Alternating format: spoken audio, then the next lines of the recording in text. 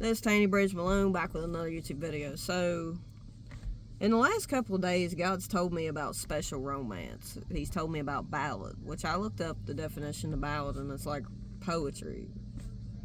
Romantic poetry, write a song. So God speaks to me, whatever He speaks to me, and God wants me to speak about purpose partners. And that there are times when we're trying to figure out what our love language is. And that's what I've been talking to the Lord about, apparently, in the Spirit, and didn't even know it. But my love language is words of affirmation. And my secondary love language is quality time. And I believe the third love language I am is gifts.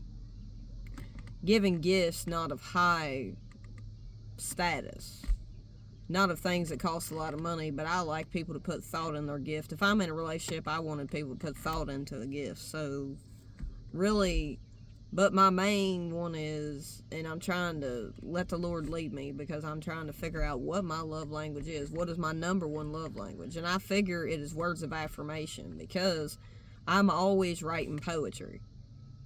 You know what I mean? I'm always writing poetry, and I like words of affirmation. I do. I like words of affirmation. But also, God told me in my past relationships the reason why people would give me words of affirmation, but I wouldn't take it as positive, because their actions didn't show they love me. Because some people would tell you, this is what God's trying to tell me. If you're a person where words of affirmation is your number one love language, depending on who you're with, if you're with somebody who's giving you words of affirmation, but they're not putting it in action, and that means their actions not showing that they really love you by the way they treat you, the way they can't communicate, the way they have no integrity, the way they have no honesty, and their love is not intentional. So basically, their love is not intentional, so therefore when they may give you words of affirmation, you may not believe what they tell you, because their actions are not showing you they love you. And this is where words of affirmation can not help somebody who is in a relationship with a broken person, because they're constantly telling you they love you, but their actions don't show it.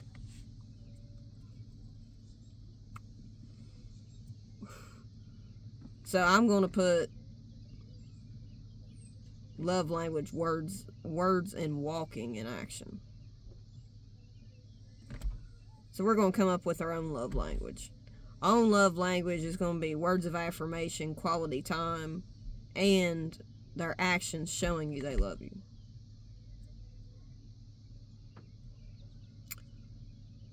And really, if you have all 5 love languages, is great. Because depending on what situation you're in, what you may need. Every situation is different. Everybody's relationship's different. Everybody's ain't the same.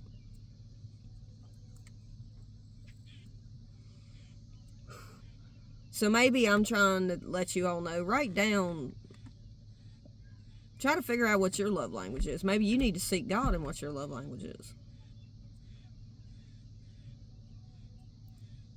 Because a lot of women like quality time. So I like all 5. But my number one love language is words of affirmation. But if your actions are not showing me you love me, like in past relationships I've been in, then their words of affirmation don't mean nothing, because I'm questioning everything you're doing. When the people have lied to me in the past and people have done me like they've done me, their words of affirmation didn't mean nothing, because their actions didn't show they love me.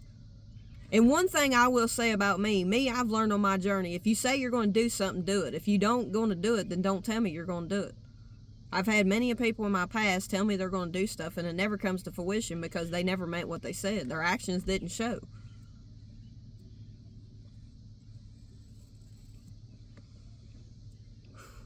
This is how you get to know people. God says you need to be asking them serious questions when you first meet somebody.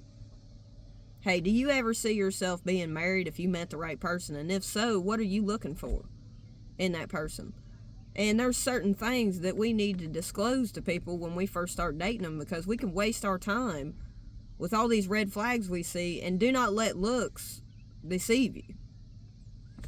Because if the only thing you're looking at is their looks and you're overlooking all the other red flags they're showing you, like in they have no integrity, morals, values, they're not honest, they're not transparent, you know what I mean? They don't know how to communicate, and they deflect your emotions, they deflect what you're trying to tell them. If you sit down and try to communicate with them and they're not interacting with you and they're always pointing the finger back at you, and they're not, when you have to keep telling them the same thing over and over again, that relationship's not for you. We tell couples to go to couple counseling. It is good to go to counseling before you get married. You know what I mean? If you can't, you need to get to the bottom or root of your issues to solve them. And God told me to speak about the beautiful flowers, the beautiful sky, the beautiful things that God made. He made all the heavens and the earth. And when you think about love, what is your heart posture? What is your heart posture? Do you have a good heart posture? Are you a person who wants to make a difference in the world? Are you a person who's searching for your are you wanting your purpose partner? Then you need to seek God for that. But you also, in your single season, need to be healing from those past things that are hurting your heart. And God's told me about valid, that I'm valid. My feelings are valid. That's what God's telling me. My feelings are valid, even though I keep wanting to think that they're not, because a lot of relationships I've been in, my feelings were not taken into consideration. God says my feelings are valid.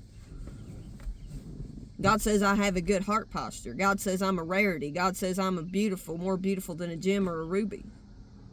Because I am a wife to be. I am a wife to be, but I'm in the process of healing. But God says I am a wife to be. A wife to see. You know, but God has also told me that many will come, but few are the one. And this is something that Laterris Whitfield said on his Dear Future Wifey podcast. He said, and it really coincided with what I think, you know what I mean? He said, it hurts to be seen by many, but not the one. Because the one is what you're looking for as a wife, your future wife, your purpose partner. You know, so that really resided with me because I really agree with that. It hurts to be seen by many, but not the one. Because the one is what we're looking for. The one is the one we want, not all these other people out here in the dating field we're dealing with, that half of them ain't for us. And I'm a big person who watches Stefan Speaks, which is a counselor on YouTube. Look him up. He's got millions of subscribers. And he says that you can meet 100 people today and 99 of those people are not for you. So that even more confirms that God says there'll be many come, but few are the one. So that coincides with what Stefan Speaks is saying when he speaks about you may meet 100 people today, but 99 of those people are not for you. But so many people don't believe in purpose partners. So many people, they don't. And it doesn't mean that when you meet that purpose partner that it'll come wrapped up in the package that you think it'll come in. It may not be what you prefer. It may not be your preference. It may not be a 6'6" man with a 6-figure income. It may not be that person. It may not come in the package with the wrapping that you want on it. Because the outward appearance is the least of what you need to be looking at. God said you need to be attracted to somebody, but you also need to look at the person's character, their personality. Are they a follower of Christ? Are they a saved soul? Do they believe in the spiritual gifts of God? What are your standards and boundaries for a relationship? If you're single, what are your standards? Have you got a piece of paper out to write down what you're looking for? What are you truly looking for? What are your boundaries in a relationship? God says you need to be thinking about those things. Because many of people come in devils in sheep's clothing, but God said there is good people in the world. We got to stop thinking that there's no good people in the world. We got to start speaking because there's power in the tongue, and we have to know that there are good people in the world. So where do we start? Go to a counselor, try to get healed of the things you've been dealing with. Write down what you're looking for. What do you truly want to do for a career? What is your career path? What are you wanting to do in life? Are you trying to get that figured out, or are you waiting for the right mate to come along to help you influence you, to help you get to where you want to be? God says He will bring somebody into your life, the right purpose partner. And sometimes it can take years. sometimes it can take time.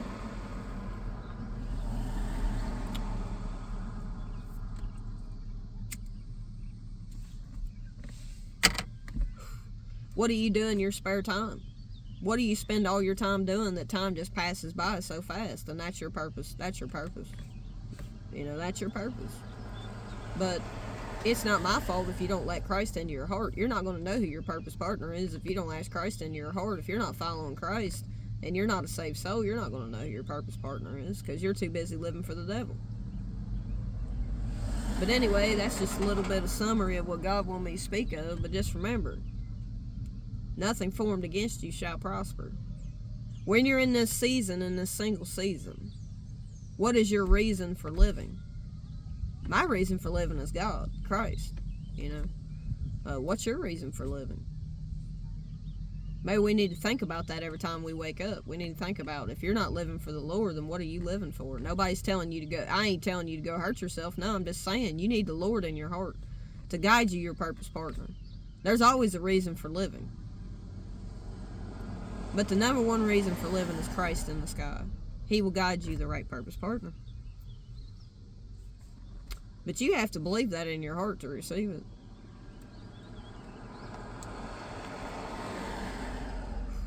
Got to know who to stay away from, because God guides women intuition. So until next time, if there's anybody out there that's not been saved and want to take this time to ask, if you'd ask Christ into your life, and if you truly believe that Jesus died on the cross and arose from the dead 3 days later, then you're saved. Then go find a non-religion church who speaks of the spiritual gifts and speaking in tongues and get baptized. So until next time, peace, love, and y'all be blessed.